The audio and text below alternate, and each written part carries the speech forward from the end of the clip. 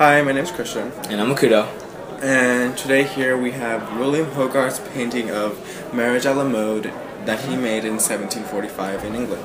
Yes, now this piece is part of a 6-piece series, and they're all a satire series. Yeah, like it tells a moral message. Yes, now this is a common theme of the neoclassical age, which was a very popular art style during this time period. These neoclassical paintings are basically a revolt against these Rococo paintings, which showed the aristocrat at play.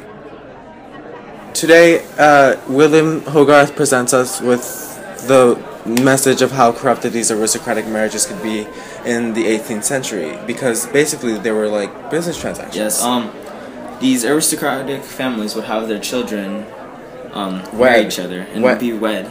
With other people from the higher class. And they would simply be for money or for power. To gain more money, yeah. Correct. And they would not be for true love or anything, rather they were all very materialistic. And they basically just ignored each other and lived their own lives. They just used each other. As we see here in William Hogarth's Marriage à la Mode.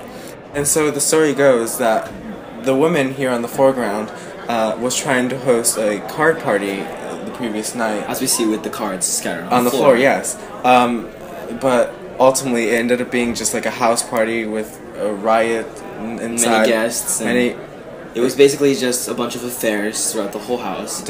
It led the house in destruction, as we can see how messy it is. See how this servant is also kind of frustrated with these people because his hand is raised in the air as if he's saying he's done with them. Yeah, you know? It seems to be he's holding a stack of bills in his hand, and we can see that they've only dealt with one of them, as there's one apart from the rest. Yes, and his gesture seems to be almost like he's giving up, like there's just too much and he can't handle it anymore because these aristocratic people have just dug themselves such a deep. The couple in the foreground here seems to be uninterested in each other, as they seem to be very tired and basically they just have no interest in anything that's going on. Yeah, they're just stretching and they're just looking off, not even looking at each other or not even close to each other. They have a table in between each other. They're basically in their own world, dazing away. And thinking about the night before, where they had all their affairs going on. And as we see with the man, we see the dog smelling his trophy of his personal affair the night before.